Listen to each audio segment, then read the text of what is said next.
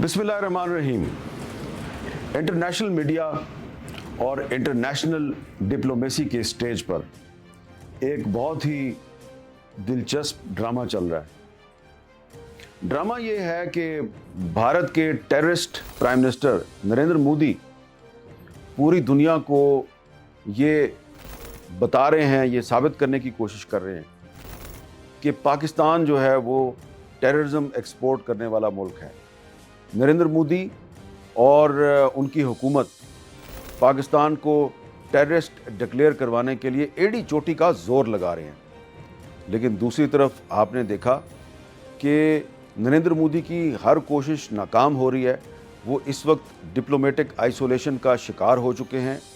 पूरी दुनिया में सिवाय इजराइल के कोई मुल्क उनके साथ नहीं खड़ा।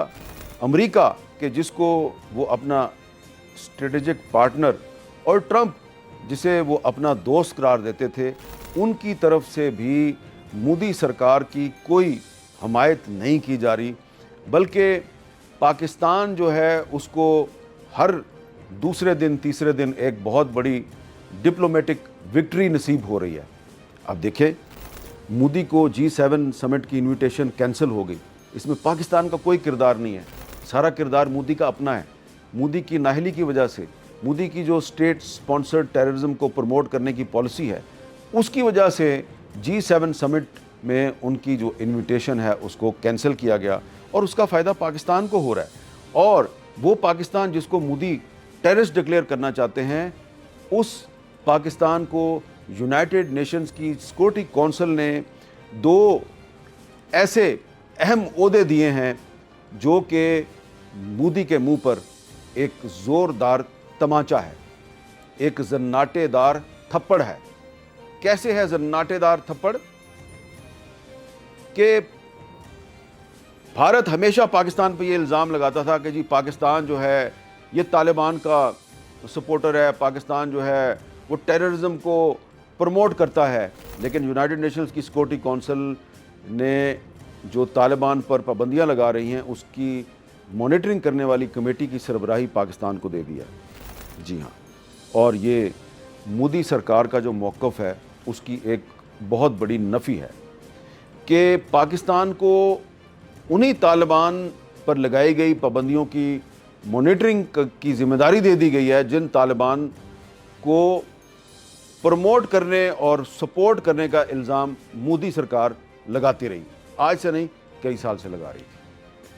दूसरा जो जन्नाटेदार थप्पड़ मोदी के मुंह पे लगा है वो ये लगा है कि यूनाइटेड नेशंस की सिक्योरिटी काउंसिल ने अपनी काउंटर टेररिज्म कमेटी की वाइस चेयरमैनशिप भी पाकिस्तान को दे दिया। अब दुनिया में जितनी भी टेररिज्म को काउंटर करने की जो एफर्ट्स हैं, जो कोशिशें हैं, उनको प्रमोट करना और उनको मॉनिटर करना, ये यूनाइटेड नेशंस सिक्योरिटी काउंसिल की काउंटर टेररिज्म कमेटी में पाकिस्तान बैठकर इसको मॉनिटर करेगा। और इसके बाद जब से इन 2 कमेटियों की ज़िम्मेदारियां जो हैं वो पाकिस्तान को मिली हैं, तो जो भारत का मीडिया है वहाँ पे एक शोर-ओ-गुल है, एक मातम है, वहाँ पे चीखो पुकार हो रही है। और वो कह रहे हैं कि देखो, मोदी सरकार तो पाकिस्तान को टेररिस्ट स्टेट डिक्लेयर करने निकली थी, लेकिन ये क्या हो गया? ये तो पाकिस्तान जो है इसको तो हर दूसरे दिन एक डिप्लोमेटिक विक्ट्री मिल रही है इंडिया के ख़िलाफ़।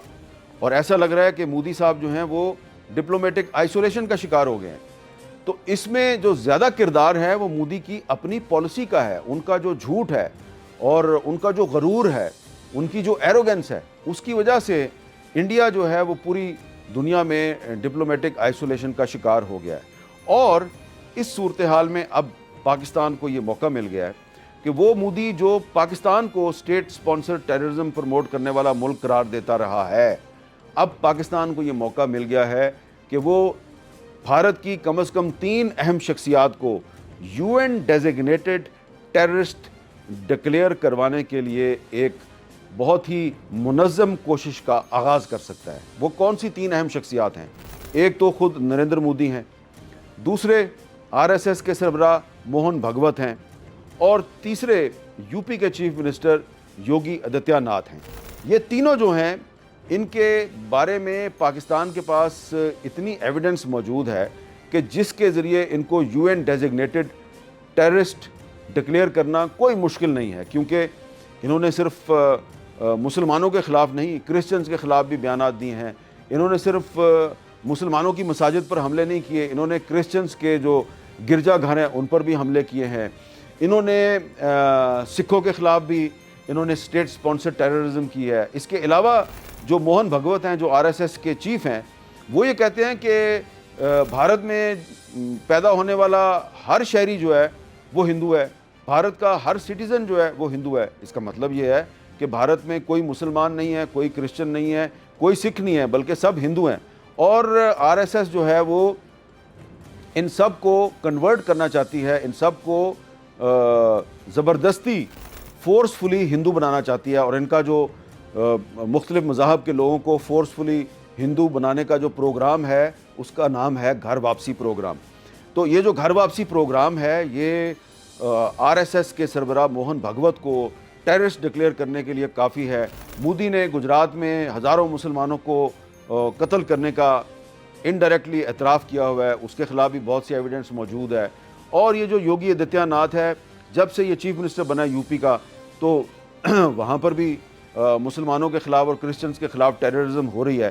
तो इसलिए मैं ये समझता हूँ कि अब पाकिस्तान के पास ये मौका आ गया है कि पाकिस्तान भारत की इन तीनों शख्सियात को यूएन डेजिग्नेटेड टेररिस्ट डिक्लेयर करने के लिए एक मुनज़्ज़म कोशिश का आगाज़ कर सकता है। दूसरी तरफ हमारे जो डिप्लोमेटिक डेलीगेशन के सरबराह हैं बिलावल भुट्टो ज़रदारी साहब, उन्होंने न्यूयॉर्क में एक तजवीज़ पेश की और उन्होंने ये कहा कि पाकिस्तान जो है वो तो टेररिज्म को प्रमोट नहीं करता, एक्सपोर्ट भी नहीं करता, बल्कि पाकिस्तान तो टेररिज्म का बहुत बड़ा विक्टिम है। और उन्होंने अपनी वालदा मोहतरमा शहीद मोहतरमा बेनज़ीर भुट्टो का हवाला दिया कि वो भी टेररिज्म का निशाना बनी थी। बात तो बिल्कुल ठीक है उनकी। और उन्होंने ये तजवीज़ भी पेश की कि पाकिस्तान की इंटेलिजेंस एजेंसी आईएसआई और इंडिया की इंटेलिजेंस एजेंसी रॉ को मिलकर कोई कोऑपरेशन शुरू करनी चाहिए। लेकिन अब यहाँ पे सवाल ये पैदा होता है कि जब तक मोदी जैसा बुचर ऑफ गुजरात भारत का प्राइम मिनिस्टर है और मोहन भगवत जो है वो आरएसएस का सरबराह है और योगी आदित्यनाथ यूपी का चीफ मिनिस्टर है, तो आईएसआई और रॉ के दरमियान कोऑपरेशन कैसे हो सकती है? ये सवाल मैं इसलिए उठा रहा हूँ कि हमें कोई शक नहीं होना चाहिए कि आरएसएस दरअसल रॉ का इंटेलिजेंस विंग है। बहुत से लोग ये बात करते हैं कि जो आरएसएस है ये रॉ का इंटेलिजेंस विंग है, और जो रॉ की जो एक्चुअल जो पॉलिसी है वो ये है कि अखंड भारत के ख्वाब को हकीकत बनाया जाए। और इसीलिए उन्होंने अपनी पार्लियामेंट में अखंड भारत का नक्शा लटकाया हुआ है।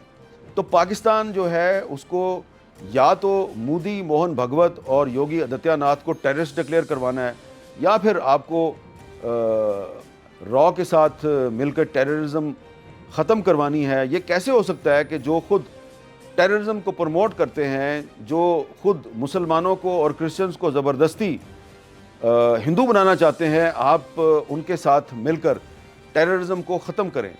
तो इसलिए ये जो आईएसआई और रॉ के दरमियान कोऑपरेशन की तजवीज़ है, देखने में तो बहुत अच्छी लगती है, लेकिन अगर आप इसका बगौर जायज़ा लें तो ये हमें नाकाबिले अमल लगती है। इसकी एक और भी वजह है कि हमारी तारीख़ है कि जब जनरल ज़िया-उल हक़ पाकिस्तान के सदर थे और राजीव गांधी भारत के प्राइम मिनिस्टर थे, तो उस वक्त भी रॉ और आईएसआई के दरमियान इसी तरह कोऑपरेशन शुरू हुई थी, मेल मुलाकातें शुरू हुई थी।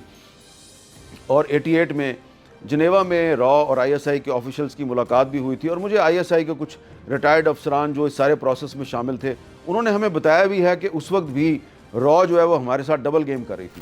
फिर जनरल परवेज़ मुशर्रफ के दौर में भी ये आईएसआई और रॉ के दरमियान कॉन्टैक्ट्स जो हैं वो इस्टेब्लिश हुए थे। और फिर जब इमरान खान प्राइम मिनिस्टर थे और जनरल बाजवा जो हैं वो आर्मी चीफ थे और जनरल फैज़ हमीद जो हैं वो डीजी आईएसआई थे, तो उस वक्त भी रॉ और आईएसआई के दरमियान कुछ कॉन्टैक्ट्स इस्टेब्लिश हुए थे। लेकिन हुआ ये कि 5 अगस्त 2019 हो गया, मकबूजा जम्मू कश्मीर का जो स्पेशल स्टेटस है वो सस्पेंड हो गया। और फिर उसके बाद हमने एक सीज़ फायर भी किया फरवरी 2021 में। उस सीज़ फायर पे जो हुर्रियत कॉन्फ्रेंस के अहम रहनुमा हैं वो हमसे नाराज़ हो गए और एक्सप्लॉइट किया। भारत की जो खुफिया एजेंसी है रॉ, उसने इन सब चीज़ों को एक्सप्लॉइट किया और सीज़ फायर के बाद पाकिस्तान में क्रॉस बॉर्डर टेररिज्म करवाती रही, जिसकी गवाही के वॉशिंगटन पोस्ट ने भी दी है और जिसकी गवाही गार्डियन ने भी दी है। और उन्होंने अपनी स्पेशल रिपोर्ट्स में ये साबित किया है कि 2022, 2023 और 2024 में पाकिस्तान के अंदर जो बहुत सी टारगेट किलिंग्स थी उसमें इंडियन इंटेलिजेंस एजेंसी रॉ मुलव्वस थी। तो रॉ जो है वो पाकिस्तान में टेररिज्म करवा रही है। रॉ का एक अफसर जो है कुलभूषण यादव, वो हमारे कब्ज़े में है, हमने उसको गिरफ़्तार किया हुआ है, वो अपने जराइम का एतराफ़ कर चुका है।